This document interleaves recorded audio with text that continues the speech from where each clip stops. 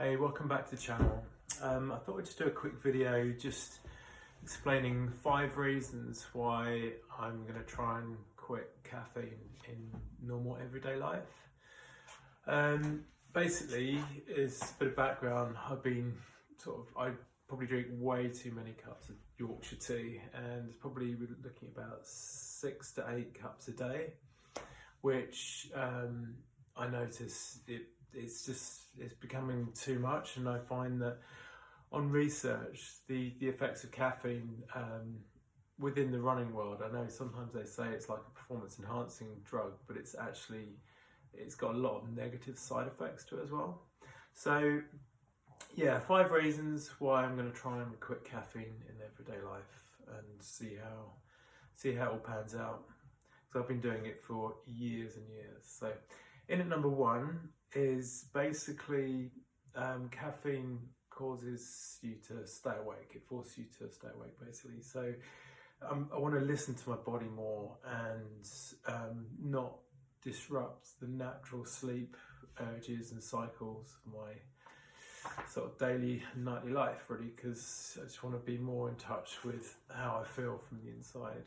So that's a big one, is just trying to listen to the body and not trying to force it into an artificial state. Number 2 is basically to think clearly and calmly, because I mean, they did like an experiment. I think NASA did it with spiders. I mean, I don't know if anyone's seen it, but it's amazing the effects of different drugs on spiders and the sort of webs that they create. Now, caffeine, this spider who had caffeine ended up by creating this crazy web where it was just going all over the place, and there was no sort of structure or organisation. He just basically looked totally wired. Now, that you can almost identify with that when you've had way too much caffeine, and your brain, it might be active, but it's not working in an efficient, calm state. So yeah, number 2 is think clearly and be calm, and just and I think caffeine just has a negative effect on that. Number 3 is to stay hydrated, because caffeine basically makes you pee a lot.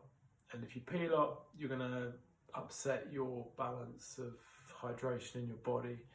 Now, if I'm doing running or doing a race or something like that, I don't want to be dehydrated, especially if you're going to be sweating that out already. You want to start hydrated.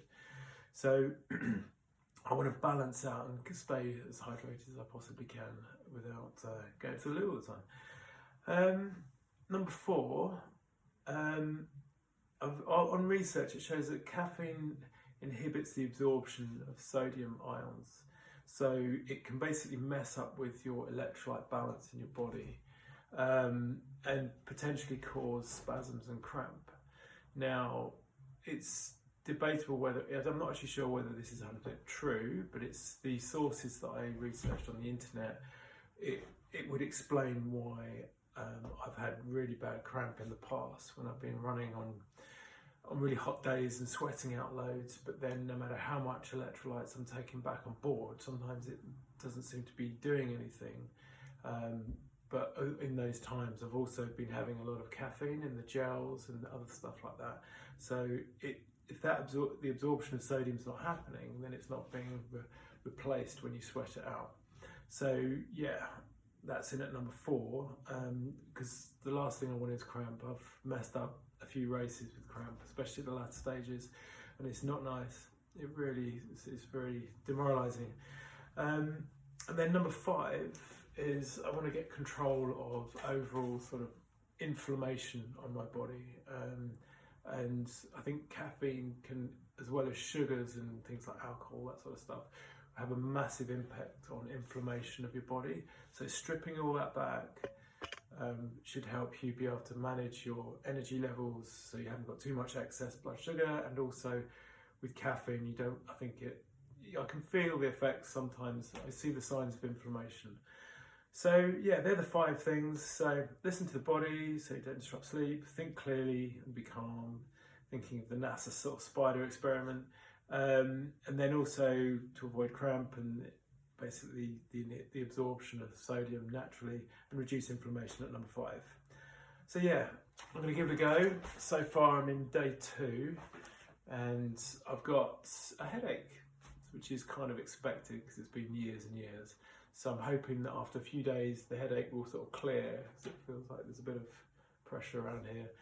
So yeah, I'll see how it goes. Hopefully it helps. I might still take caffeine when I'm racing at the latter stages if I do need a boost, or through the night in ultras just to stay awake.